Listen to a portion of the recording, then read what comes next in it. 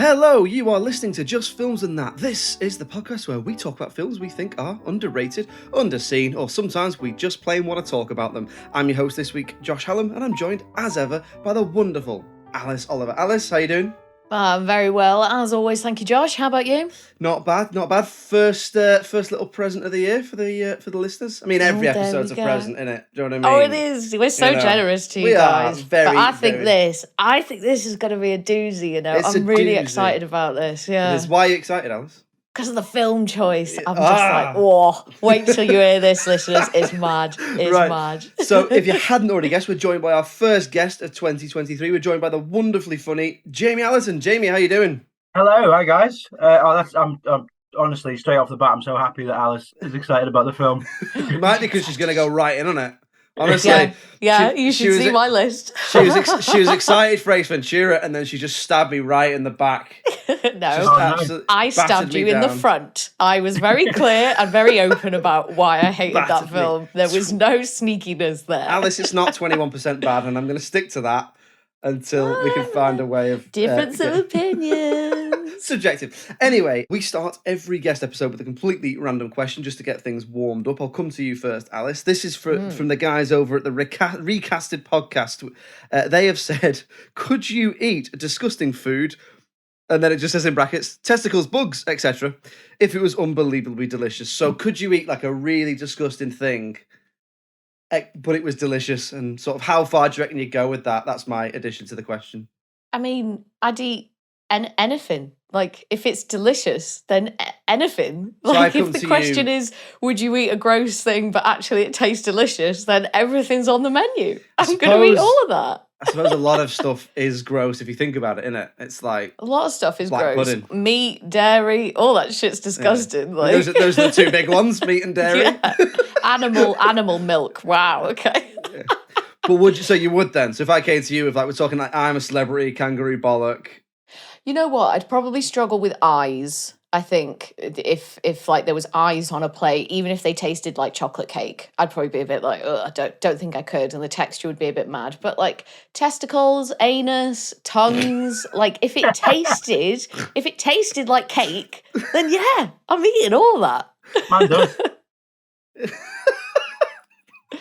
What about you, Josh? Are you the same? I don't know, because sometimes I try not to think about stuff.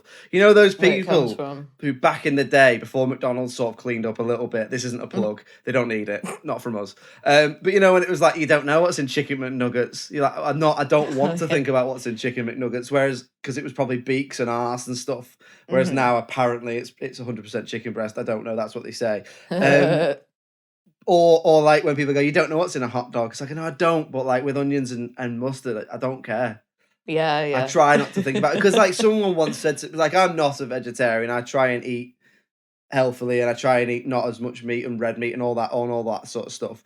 But someone once said to me like they couldn't get their heads around. They were a vegetarian because they couldn't get their heads around the fact they were eating a dead body. Right. Okay. And after that, I was like, oh yeah, actually. And then like for a week or so, and then I was like, yeah, but steak's good though, isn't it? Like I do like. Well, and it's the natural order of things, isn't it? Like it's the food chain. Yeah, I mean, I'm a vegetarian, but I can fully understand why human beings eat meat. A cow would eat me if it could. Exactly, I know absolutely everything. It absolutely would. So no, I would say to an extent I could eat anything, but there is a limit. Like, and I think like black pudding is probably about my limit. Is it? Yeah. Yeah, I couldn't do. I mean, because you used to eat meat, didn't you? I did, yeah. What's the weirdest meat you ever had? I mean, I don't think anything that weird, to be honest. Same. I'm trying to think, like... I had goat once, but that's not even weird, is it? Like... I had goat in a curry, and it just kind of tasted like bad lamb. I don't think I ever ate anything that weird, you know. I tell you what I did used to fucking love, though, getting a whole lobster, cracking that shit open, fucking sucking out the bit. Oh, God, I used to love lobster so much, you know. I used to love it. I used to get such satisfaction from you'd get, like, the it's like a nutcracker, but you'd just, like, crack it open and just, like, just, like, tearing apart the carcass and sucking out all that juicy meat. But now I'm a vegetarian for moral reasons, so... But, you know, I think about them lobsters sometimes, man. Delicious. Well, you're a better person than me. What about you, Jamie? If you can remember the question after that massive answer. Yeah, it was a weird question because it said, would you eat anything disgusting if it tasted delicious? I mean, I'm with the the crunch on finances this year, it doesn't need to taste that good as long as it's cheap. Yeah, that's it. I mean, Yeah. like I've eaten spaghetti hoops off the floor, so I'm fine with. We all went to uni, didn't we? Yeah. Well, exactly, I think, exactly. Yeah, and one of my favourite dishes is my mum's sausage, liver, and bacon, and I know a lot of people hate liver. So Wow. I'm not that bothered on liver. I have had it. I can take it or leave it. Really. Same with steak, like with kidney. Yeah, one of the worst things I used to work on a hog stand at festivals. Oh yeah. And they'd take the head and put it at the front, and you'd be on this festival in like the beating heat for 2 days, while this hog head just looked at you as you were kind of taking it apart, and it was delicious still. So, but to actually have something look at you as you're like it was dead. I mean, we weren't playing it or anything. But was it like good. Living that's torture for this pig? Yeah. Do people have the head at the festivals, or is it like people, no? I mean that because you can get pig cheek and stuff, can't you? Yeah, the head was kind of more. It's a weird festival that we used that to promote the stand. Like we put the head kind of to ward off any other hogs, I guess. Is it like a threat to other animals? I know they wouldn't let us play football with it, but I think that was disposed of respectfully. Yeah, I could probably eat anything, but the idea of the thing I'm eating being in the room, like you were saying eyes before, I could probably eat eyes, but if they were the eyes from something that was then like wandering, like a cow bumping into the wall in front of me. Oh God! I don't think I could do it. That's grim, that man. That is fucking grim. That. So you couldn't give chicken nuggets to a chicken.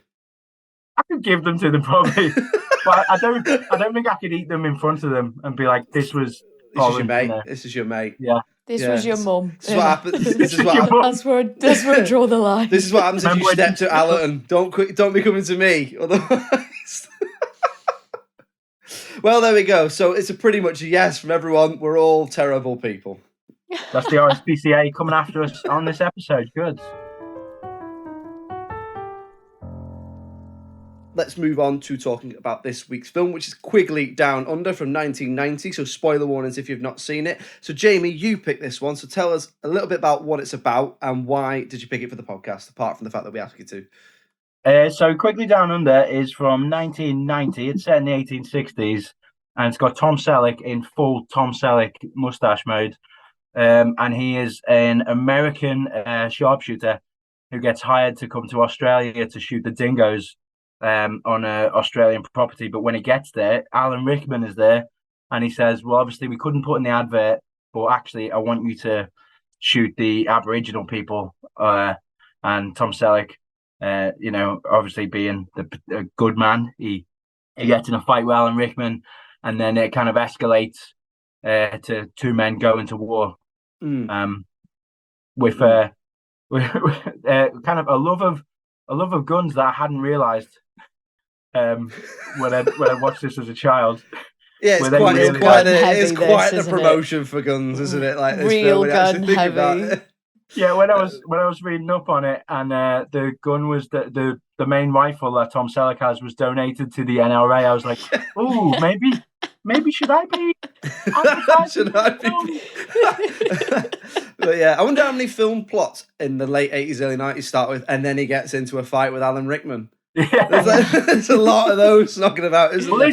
When I was a kid, this came out right between Die Hard and Robin Hood. Yeah, smack bang in the middle, isn't it, more or less? And when you watch this, you can see Alan Rickman kind of working out what he wants to do for the sheriff. Yeah. Not many people are going to see this, so I'll instead of going to rehearsals, I'll just create that character on this film, spend a bit of time in Australia, and then I'll be sorted for my BAFTA when I get over to do Robin Hood.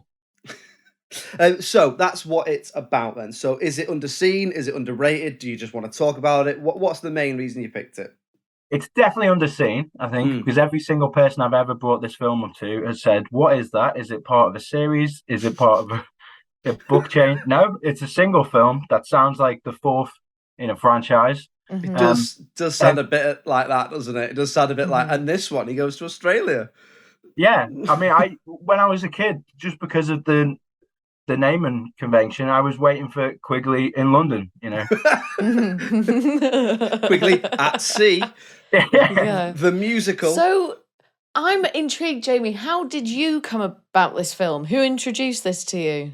So this, when I was a child, we had a video store, like just up the road from ours. Children. For the kids at home. Yeah. So we had my mum and dad didn't really care about what films we saw, so we'd be able to watch like Terminator, RoboCop, anything, as long as we said, "Oh, we know that's ketchup." So they were like, "All right, fine. I hope this doesn't turn out with our children being, insane and maybe moving to London and paying London rent off the back of what we've done to them."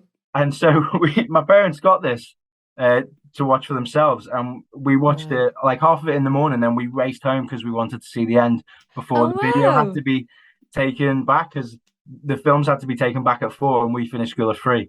Of course. And I remember, like, specifically as a kid, so I was born in 86, so I was probably about maybe 6, I think, when I was watching this. Be about right, wouldn't it? Yeah. And we really wanted to know, did he go back and get the bad man? And so we got it. Good story, guys. We took the video back before there was any late fees. Yes. That was very important. Nice one. Very important. But I think the reason why this is stuck in my head so much is because I had that break all day where I was in school, like, what happens? What's the next thing that happened? Does she keep calling him Roy?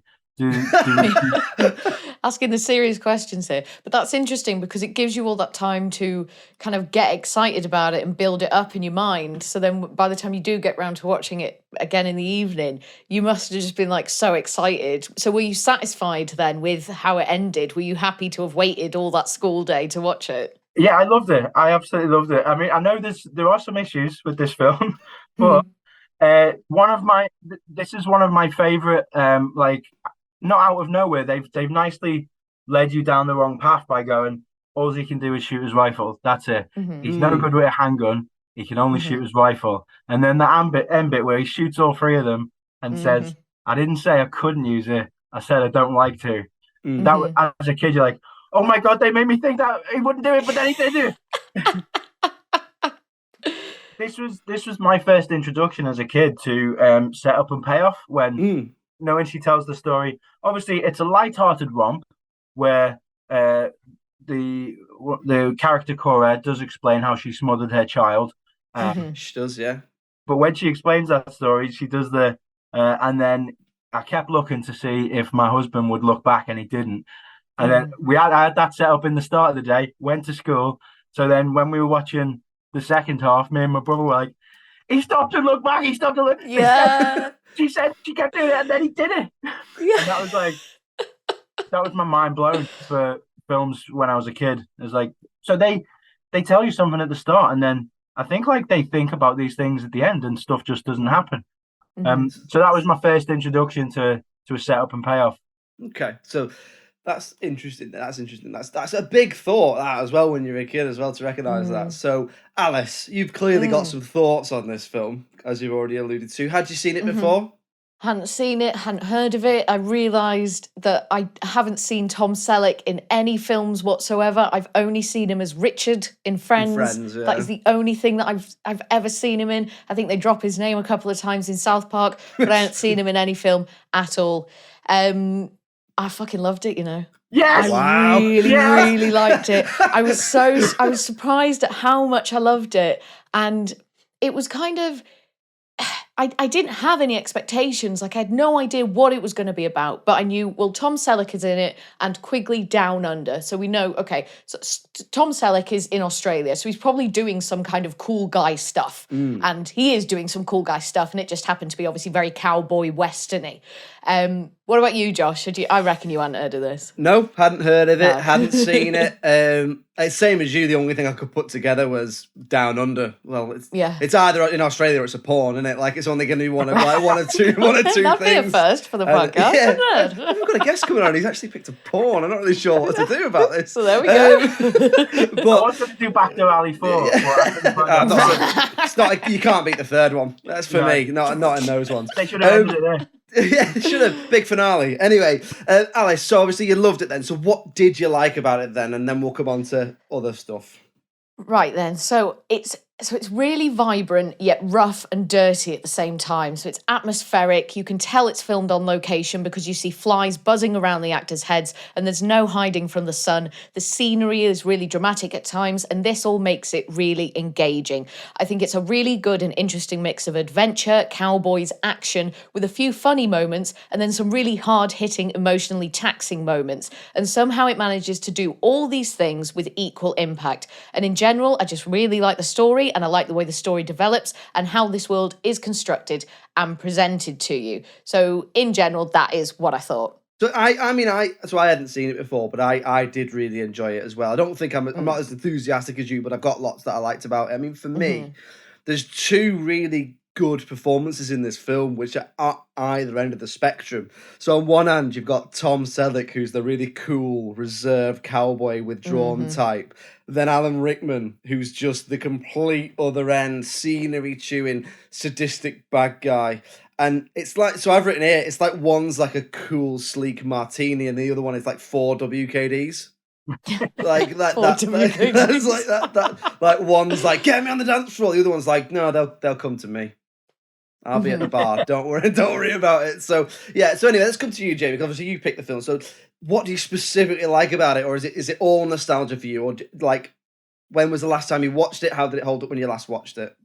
So obviously the last time I watched it was 6 a.m. this morning. On 4 WKDs, really. This is one of those ones that I like to leave a few years. Like, you know how a lot of people they'll some Christmases they won't watch Die Hard. Yeah, don't want it to. So I'll leave this like every 3 years or something, and then like a World Cup. Yeah, it's nice. You know, we celebrate afterwards. I scream at the TV. But watching it again this morning, it does stuff that I didn't need to do. Like the character of Cora, Laura San Giacomo, like that. When you watch like genre films like this, they just go, and then here's the lady. This is going to be the girl. You're the man. This is the girl. You'll woo her. But instead, they give her like not only like a really lush backstory, but an actual mental illness, like an existing mental illness that they don't hide from. It is played for jokes, but it's there the whole time. So it was more that it had, I can't believe I'm going to say this about Quigley Down Under, but it had layers. Yeah, it does have layers. It does have layers. It's not, I completely agree with that, because part of me, the first thing I wrote was it feels to me like a proper Sunday afternoon Channel 5 film. You know, you flick it through and you go, what's this? And then you just can't help but watch it. It felt a little bit like that to me, but you're right. She's quite a well-written character. Yeah, okay, the mental illness side of things, like you say, they play it a little bit for laughs. But on the other hand, she does have a backstory. She does have a story arc, and she actually has some action beats as well, which is quite. Shoots all those dingoes. Yeah. And Tom Selleck actually listens to her. Like they have conversations. It's not just moving plot. It's not just moving a romance. When they talk, it is a full-on discussion. Did you, when you watched it, because I always, I've known what happens in this film since I was a kid, but when you watched it, did you know where it was going to go? Because the tone of it at the start feels, it's like a silly romp, she's doing slapstick, hitting him. He has his little save the cat moment on the boat where he stops that trapper from going ahead of the elderly couple. So it feels this is going to be a fun, silly romp.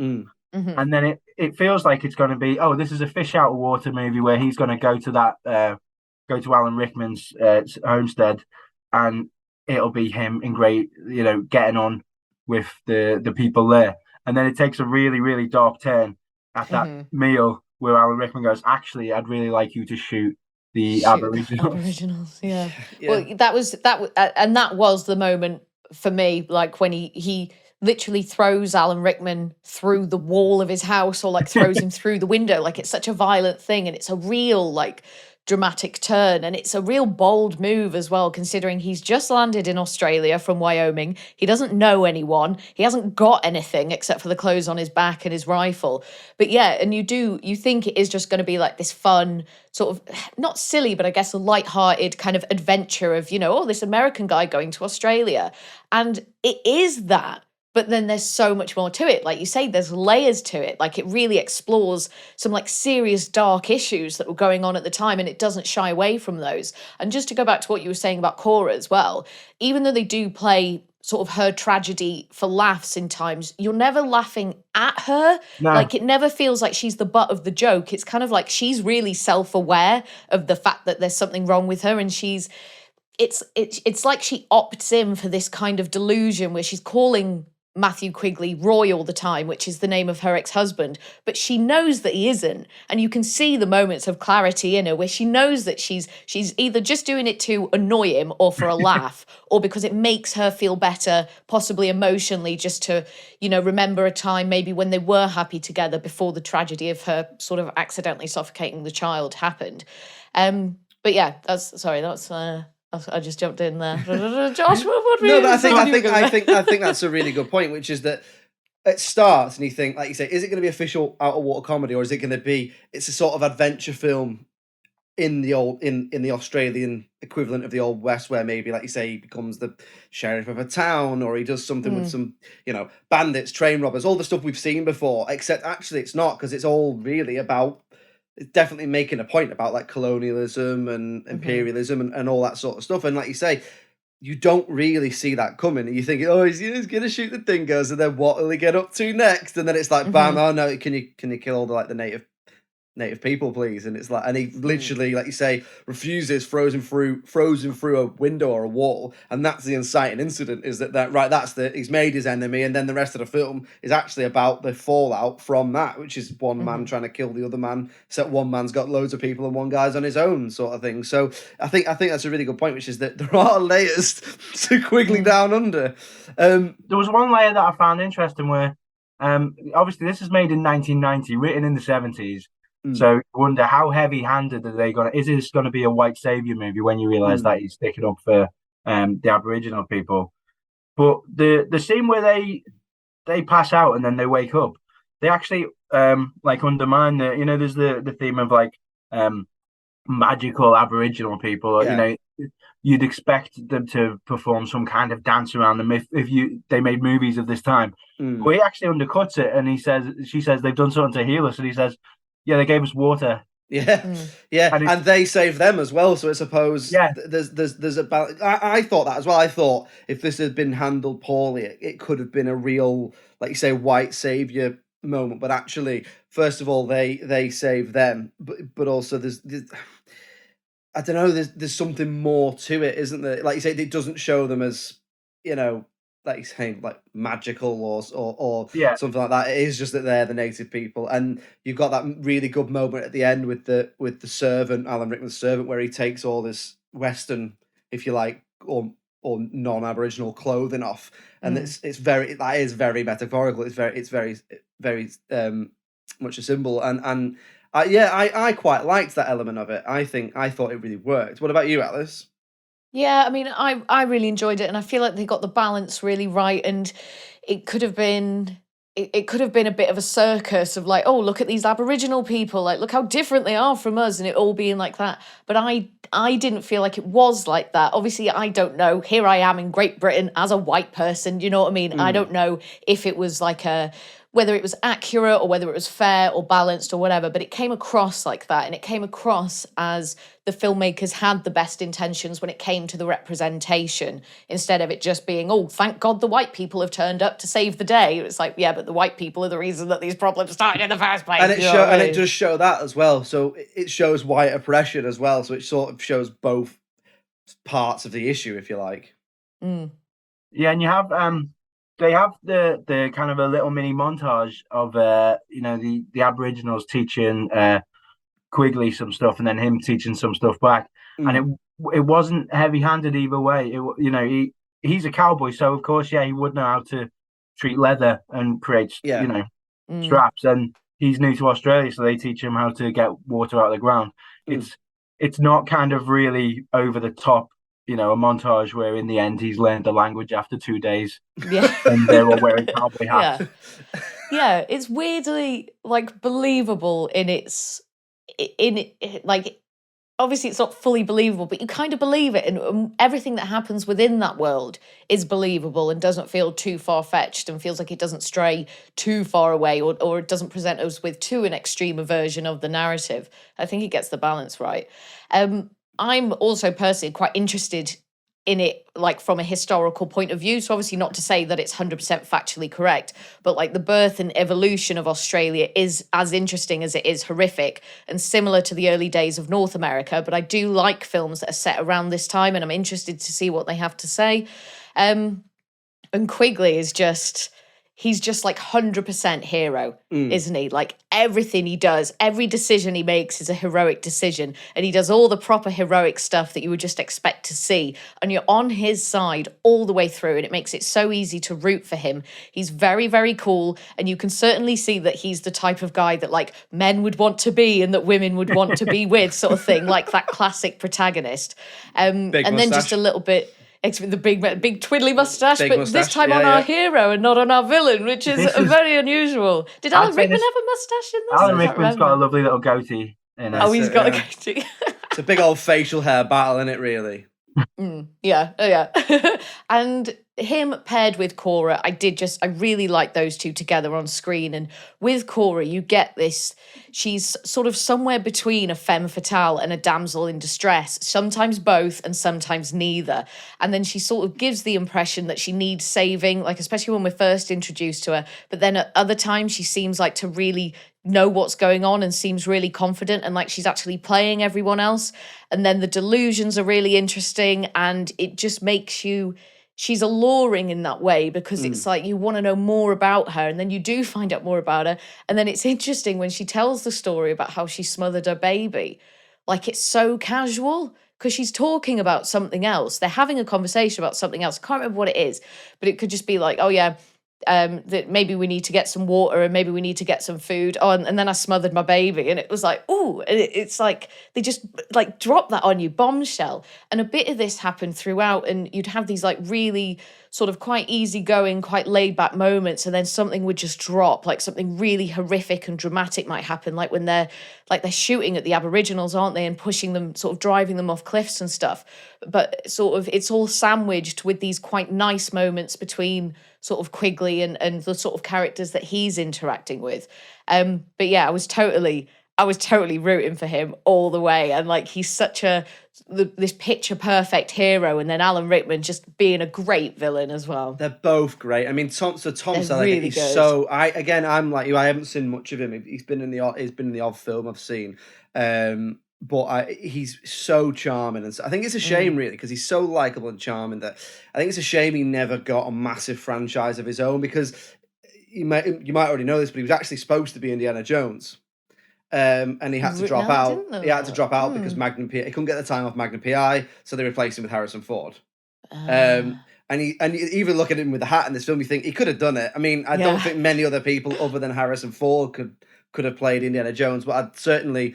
If there's another universe where I can see it with Tom Selleck in, I'd definitely watch it because he's very charming. He's a good leading man, and I think it is a shame he never got a big tentpole franchise. Really, the best years seem to be in telly, didn't they? Guys, I feel like both of you are undermining the Three Men and a Little franchise here. Yeah, sorry. Yeah, I forgot about the two. Yeah, is there two of those? Three Men and a baby and a little lady. But I suppose he's not the lead. It's like three leads. Yeah, all right, I'll give you that. But I'm still waiting for the third one of them. Three men and a now middle-aged lady. Yeah. Yeah. But yeah, and then Alan, I mean, I was watching this thinking, I love Alan Rickman. He might be the best ever villain. Like, do you reckon? He could be up there as the best ever villainous actor, like person to play a villain, because he's good in it. So I love him in Robin Hood. Because that's the film where he went, I don't really want to do it. And they went, you can do whatever you want. And he went, all right then, I'll do it. Yeah. And in this, like Jamie said, it's almost like an audition or a rehearsal for playing the Sheriff of Nottingham, where it's like, how sadistic and scenery chewing can I go? To the point where the bit I really love was when the guy comes in and says, oh, he's on his way, and he tells one of them to put his coat on. Yeah. Doesn't he? He goes, go, tell him to go and wait at the front porch and put my coat and hat on. And it's like, because like he'll shoot him, isn't it? That's the whole point. He's basically making him a scarecrow. So I love that. I tell you one thing I want to touch on as well is, and Alice, you touched on it a little bit as well. The look of the film is brilliant. Yeah, like it looks great. It probably sounds like a daft thing to say considering it's a Western, but it feels like a Western. Like it's in Australia, so that idea of let's take a Western and put it on Australia, it reminded me a little bit of when we did Ned Kelly. Oh, so many similarities. Like, yeah, this feels a lot bigger. Ned Kelly feels like it's sort of set in the same few miles, and it's more about the characters. Where this, you feel that sparseness and that isolation, that desert feel of Australia. Yeah, like you sunburn, like they put the sunburn, and that's one thing I noticed is when they take them out to the desert essentially to lead them to die. In other films, it's like we've got two pretty good looking leads here. We can't have them looking realistic, like, and in this they go, actually no, let's make them have dry, cracked skin and make them muddy. I mean, that makes the fact that they've got perfect teeth look even more ridiculous. But you know, that's just films of this era, isn't it? So you know, we'll forgive them for that. In the montage, that was a really good way of showing the passage of time as well. They had sunburn on Cora's collarbone, and they just showed it heal gradually. Which, like, no other movies do that. They don't go, we're going to give you cracked lips and we're going to, you know. And when you look at the henchmen after the fight, they have proper cuts. This isn't like, oh, we'll get a bit of a bruise. It's very realistic, like the effect of the violence, which is, it's weird because when you look at the fetishization of the guns, you'd go, oh, this is a pro-violence movie, but actually they do show the consequences of everything that happens. So I didn't mean to get all BBC Newsnight there on here. No, I know what you mean. I know, we welcome it. Don't worry. I know what you mean. Sorry for being intellectual, guys. I read the same thing as you about the NRA thing, and like, obviously Tom Selleck would appear to be quite into his guns and stuff, and I'm the same as you. I'm a bit like, it doesn't sit that well with me, but then at the same time, I'm not from that world where guns are such a big, guns, without getting into it, such a massive part of either side of the argument. They're such a massive part of the American identity, whereas we just don't really have that here. So it's a difficult one because it doesn't sit right with me. But at the same time, I suppose you can believe whatever you want as long as you abide by the law, I guess. I don't really know without getting into it, but I know what you mean. There was a risk there that it could be a real fetishization, a little bit like there's other films, isn't there? Like, people have said it about, say, The Matrix, or there's other films where guns are a big part of it. I think we touched on it, Alice, when we talked about Equilibrium.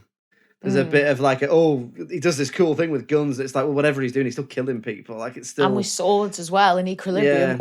He's a great. The thing is with all that is that like I fucking love The Matrix. I think it's so fucking cool. But I hate guns. I'm really anti-gun. I really hate guns. Watching those films doesn't change my mind about it. No. But I still like watching those films. Like, Natural Born Killers is one of my favourite films. That's absolutely brimming with violence. But I don't feel very violent, and it doesn't make me want to be violent, and I don't agree with their behaviour. So yeah, I don't know. It's just about how you absorb the media, I suppose. But I did think there were times where it was almost, should we say, glamorizing kind of the struggle as well. I think in this film, where maybe some of the parts, they were just like, oh yeah, go and be a cowboy, go and have fun, like go out in the desert and ride a horse. There was tiny little bits of that, but nowhere near to a degree where it bothered me.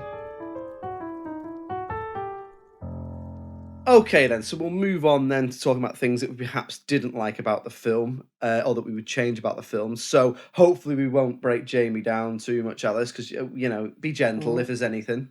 Is there anything you didn't like, and are you going to ruin Jamie's childhood? I don't think so, because there are three things, but they're not major plot, offenders for me. the And fucking Tom Selleck, who the fuck is that? The first thing for me is that the name of the film, I think, just does it a complete disservice. Yeah. Like, Quigley Down Under, first of all, the name Quigley is daft. I'm sorry if you're called Quigley, but it makes it sound like it's a kid's film. I thought it was going to be a kid's film. No, my Uncle Quigley would be fuming. So I think you just don't get any kind of accurate idea of what it could be about. And so if all you see is the title, I think there's a good chance you would ignore it. It does sound a bit like Pee-wee's Big Adventure, Quigley Down Under, doesn't it? A little bit. I know what you mean. Very similar. Or Crocodile Dundee. We've got another eagle versus shark on our hands, where I was almost completely let down by the title of the film. And because it's Quigley Down Under, so then you think, oh, do I need to watch the first one? Like, do I need to watch Quigley in New York or whatever it might be? So just a really weird title that I think doesn't do the film justice. The other two things are in quite a similar vein to one another. I think I can guess one of them. Oh, that's interesting. Well, we'll see. But for me, it's to do with the believability in either a character's actions or the outcome. So the first one is when Quigley throws Marston through the window or through the wall of his house. And I get that is like his biggest save the cat moment. He has a lot of save the cat moments in this, but that's like one of the biggest ones because Marston is obviously like quite a nasty piece of work and has basically just described how terribly he treats the Aboriginals. But by doing that, he's just leaving himself so high and dry in a country that he doesn't know, where he doesn't know anyone. All he has is the clothes on his back and his gun. And he comes across in other parts of the film as being more logical than that. So I didn't 100% believe his behaviour in that instance. But obviously that has to happen for the rest of the film to happen because that is such a key moment. And the other thing is the ending. So the British turn up, they come to the farm, and they see that he's killed everyone. One of his victims being Marston, who's quite a well-known landowner who has a relationship with the British Empire. And then they see that they're surrounded by Aboriginals. So then they just leave, and then Quigley is able to escape the country quite easily. So I know there's like this almost gotcha moment when there's a guy, he's at the port. I don't know if he's checking his like travel tickets or whatever. And then he like sees Quigley, and I guess the tip is out that, oh, there's an American who is wanted, because then he hears his accent and then he reaches for his gun. But then obviously he says, oh no, my name's Roy, and doesn't mention Matthew Quigley at all. And it just feels like he gets away with it so easily, seeing how wanted he was, because through other parts of the film, there's like this legend around him, isn't there? Like when he goes to that village and he meets the German family, they're like, oh, we've heard all about you. Are you Quigley? We've heard all about you. You know, we heard what you did to Marston and all this, and people are loving it. So I just think he just gets away with it too easy. And and I want him to get away with it because like I support him and I love his adventure and I'm all for it. But it just felt too easy and I just didn't totally buy it. It was just a bit convenient and a bit just like an easy way to finish the film. And I just wonder if there'd have been a more sophisticated way to do it. What if he's arrested and then you end it on, you know, Cora outside of his jail cell, or she's about to do something to get him out? Yeah, like maybe she seduced a guard and like robbed his keys, or maybe the guy with like at the passport office, whatever he's doing, the guy at the port, the passport papers, please.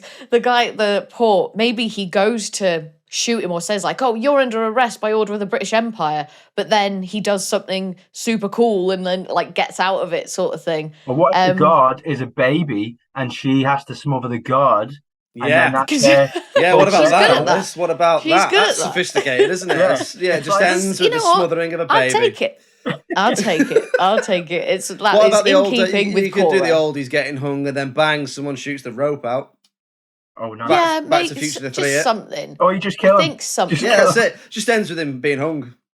Yeah, well done, Matthew. Off you go. I don't believe, and the thing is, it's hard to say, obviously, because I don't know how strict the British were down there, if they were just kind of letting things unfold or whatever. But to see what he'd done, those 3 dead men, one of them being Marsden on the floor, and they just turn around and leave with all their guns and all their resources and all their horses. I just didn't buy it 100%. But none of that was enough to ruin the film for me. And I still, like, overall, it was a really positive viewing experience for me. What about you, Josh? Was there anything you didn't like about this or that you changed? No, I was wrong, by the way. I thought you were going to say that you didn't like the way the horses were used. Because that's quite often you don't like the... Hated it. Well, I realised I need to stop banging on about this. They do make a massive point at the end. Yeah, like which makes me think that something bad did happen. Because normally it's just snuck in there at the end. Whereas this is literally like before the director, just so you know, like it was all right. no animals were Yes. harmed. Yeah, but I don't believe it for a second. But yeah, Jamie, I am super sensitive when it comes to animals. Like when I see animals being used in films, Except like lobsters. if you can see, except fucking kill all the lobsters. Oh, fuck lobsters. But yeah, horses especially, like some of the things we've watched and the way they get used, you can see just the horror in their eyes and that they're having just a fucking horrible time. And in this, you've got horses falling over. The horse and all that this. goes over the cliff is an animatronic. I checked this. I know, of course. And, It's not a stunt horse. No, it's not. No, It was stunt just two horse. guys. It was Two guys in the front and back. Falls apart.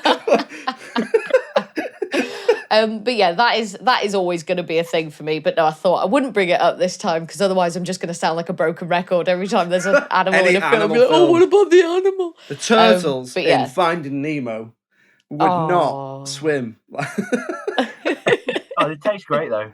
Oh, delicious. So, Jamie, having watched it again, sorry, you asked me, didn't you? Yeah, go on. Go on. Right, is there anything I said? Not loads. I will say one. So there's a few things I've got here. We've touched on most of it, but I'd like a little bit more about Quigley because he's sort of just a hero. He's a bit of a Mary Sue, right? If you know what I mean. He's a bit like, he's just perfect. And I'd like maybe a little bit more flawed character, maybe a bit more background. Why is he, would you fly? Would you spend 3 months on a boat to go to Australia? Is he wanted in America? Do you know what I mean? Has something gone on there? I don't know. Maybe a little bit more meat on the bone in that sense. And the only other thing is, some shocking accents at the start. It started, I was like, is this going to be one of these, is it? Like, it's going to be a lot of bad Irish accents, a lot of bad English accents, a lot of bad Aussie Like accents. Ned Kelly, But with the bad Irish. it faded away. They seem to kill off the actors who had the bad accents. So yeah, well, they let Tom do his own accent. They let Rick big do his Rickster, own. and Cora. Yeah, they let him do his own. So yeah. Yeah. But some of it's mainly Marsden's men, isn't it? They do something. And one of them, did you notice one of them was a very young Ben Mendelsohn? who's that? Sorry. He's in. He's in the Marvel Cinematic Universe. He was in Rogue One. Have you seen Rogue One? I have seen Rogue You know One, yeah. the big baddie in Rogue One. That's obviously not Darth Vader. Right. He's an That's Aussie, isn't he? Yeah, he's Aussie. Yeah. So he would I have don't been. know what he's doing in this. No, he would have been. Well, he would have been very young, but I think it must Oh, have been one of his. I don't know what accent he's doing in this. Oh no! Yeah, fuck no, not Aussie. But yeah, because he's in Rogue One. He's in Captain Marvel, and he's in Dark Knight Rises. A few other bits as well. But yeah, very. He's young not. in this. He's not in Quigley Goes to London, unfortunately. He's not in. He's not in. That's disappointing. No, he's not. He's not in Quigley Goes Hawaiian. That's just Magnum PI, isn't it? Yeah, that is what if Magnum PI is Quigley's like great grandson or something? Oh, make it happen. Oh my god! There's your backstory. A front story. That's what's happening. What about you, Jamie? Having watched it again, can you bring yourself to pick anything, or is it just you just like it? Yeah, I mean, I'm open to criticise it. Oh god, but do you know what I would change? I think the tone shift is too much at the start. Where, I mean, you have that he has this weird bit where he puts his finger on a map to go across an empty sea. Where you don't need to do that. You can just look at Australia. There's not you're not going through any winding hills. It's just a boat. I don't know if that was like because Indiana Jones had been out and they were like people like fingers going across. They like the old trail with a boat or a plane or whatever.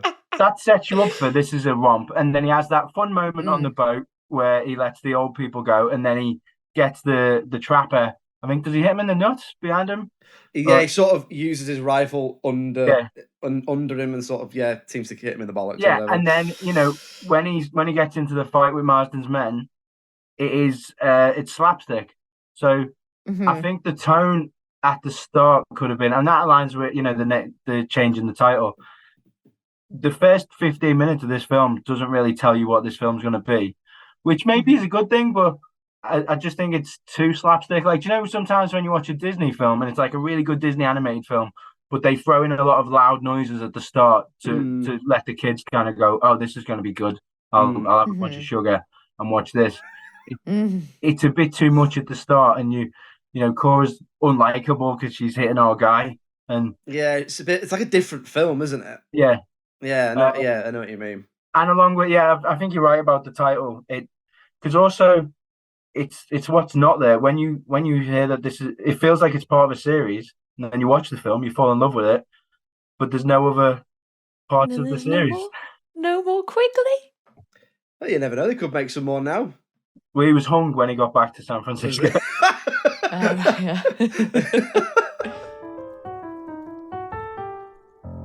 Okay, then. So let's move on to talking about the critical reception. Then we'll try and come to a decision. Alice, presumably you haven't seen the scores. Jamie, have you seen any of them? I avoided them. You've avoided them. Very Brilliant, good. brilliant. Very Right, well, good. let's see. So, Alice, how do you Okay. think it did, and what would you give it? So I feel like it's a good film, right? It's a well-made film, and I like the story a lot. So I feel like it must have done well. I really liked it. I liked it so much more than I thought I would. I would easily give this a middle 7. So like 7.5 or 75%. That's high for you as well. It is high for me. I usually fucking lowball it every time. I'm very hard to impress. But and I feel like that's what it must have got. Like, it's a good film. Like, it's good. I really liked it. 7.5. Okay. I'd say 7.5, 7.5. Yeah. Okay. What about you, Jamie? What would you give it, and how do you think it did? So, me personally, I'm 8.5. Oh yeah, a bit higher. Yeah. I You got the love it. nostalgia element as well, probably doing a lot of the heavy lifting.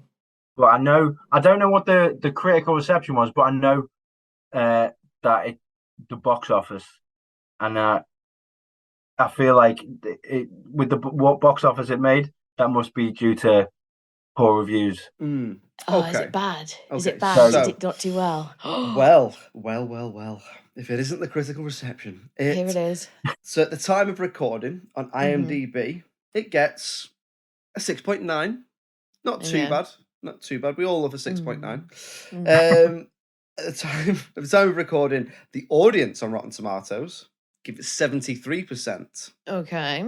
However, the critics on Rotten Tomatoes give it 55%. Ooh. So that averages out.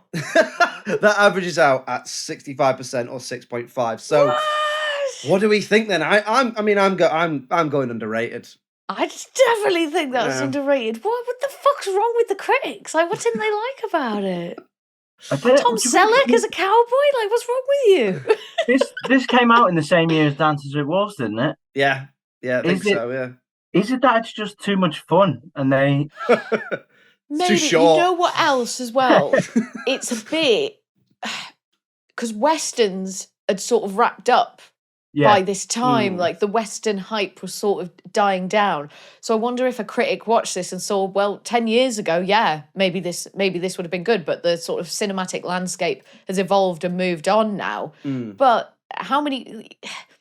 For me, it's like the fact that it's Australia as well. Like, how many westerns do you see? How many films do you see that are set in Australia in general? Not that many. Just Australia ones, mainly. Yeah, and especially one at this time period, exploring the issues that it is exploring. I mean, I definitely think that's underrated, 100%. I'd say so. What about you, Jamie? Alice just said it 100%. That's what everyone should have given it. That would have been acceptable. I think it's underrated because both of you hadn't heard of this film before. And that's it. Yeah, so there you go. So if we say it's underrated, and in terms of budget, it's actually interesting you say. So I couldn't find loads about what I could find how well it did, which is about, I think it said about $20 million worldwide. I couldn't find the budget, but the best I could find was that it made roughly its budget back. So that, coupled with the fact that neither of us had even heard of it, I mean, I'm going underseen and underrated. What about you, Alice? Yeah, and not even heard of it to the most extreme level. Like, I'd never heard any hint of anything even remotely like this. Like, I had no idea. I'd never seen any thumbnails for it. Like, I have just nothing about this film has ever entered my life whatsoever. Like, nothing. There's no about Quigley it. Down Under footprint on Alice's life. No, there really isn't. So it might be the most underseen of all the films we've ever done. Wow. Do you know what I mean? Wow. I don't know if, I'd probably, knew nothing about it. When you said it to me, Josh, the title, I was like, have I heard that right? Like, what have you just said? Quigley Down Under, what the hell? But yeah, I reckon definitely underseen, definitely underrated, double whammy. Well, Jamie, thank you very much for coming on. You must be happy with that. Underseen and underrated. The coveted double whammy. I'm genuinely ecstatic. I was so worried that Alice would be like, "What is this piece of shit that you've made me watch?" Why have you brought this to me? I don't even want to do the episode. Josh, it's easy. Just pick better films and I won't have to be like that. Do you know what I mean? When I told you what the film was as well, I was a little bit drunk when I sent it over and I looked at my phone and it said play again. And I was like, oh, it's free on Prime. And it was only afterwards that I realized it's free for me because I've got the MGM. Oh, right. Yeah. And I was like, oh no, I'm making these people pay to watch this film. Don't worry about it. So, well, thank you very much for coming on. Where can everyone look out for your stuff? What have you got going on? Where can people find you? Oh God, I'm a stand-up comedian. Apologies about that, but I'm always gigging around the country. So if you want to find me on Twitter, I'm at J Allerton, and on Instagram I'm at Allerton Jamie because I don't like to keep it the same, just in case something pops up on one account.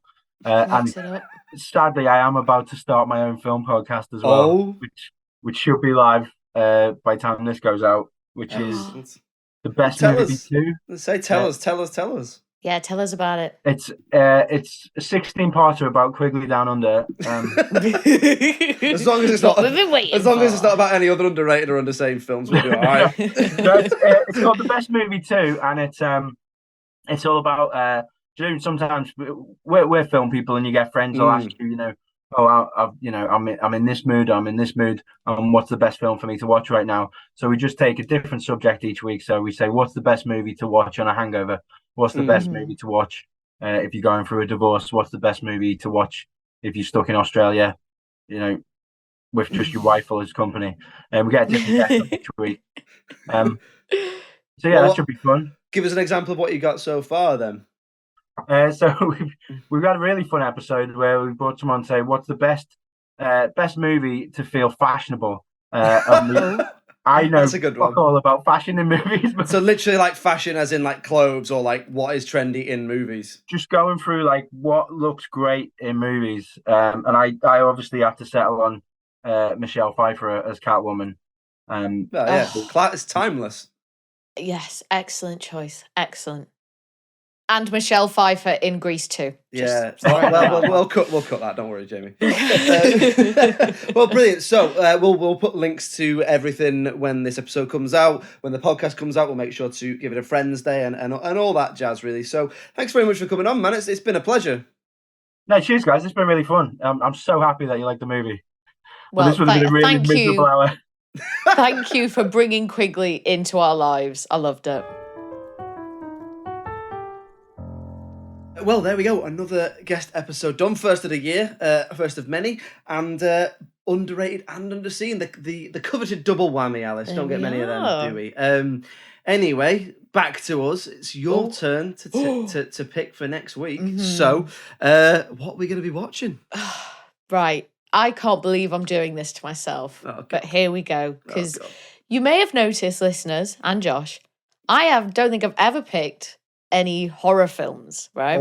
I am a great big wuss and I am incredibly jumpy. So I tend to avoid horror as a genre. But for next week's episode, I'm going to pick Long Time Dead. Long Time Dead. Okay. Mm-hmm. Okay. Well, there we are. Join us next week then for Long Time Dead, and we'll see if it's underseen, underrated, or perhaps there's another reason why Alice chose it. Who knows? In the meantime, if you'd like to get in touch with us, the email address is filmsandthatpod@gmail.com. We're on all the social medias. If you just search for Just Films and That, you'll find us on Facebook, Twitter, Instagram, TikTok. We've got a Patreon as well. The Patreon's linked in the episode description for this. Please do head on over there, and any support you can give us will be massively appreciated. But as ever, thank you very much for listening. And I tell you what else, if you look very closely, we're also on the television, aren't we, Alice?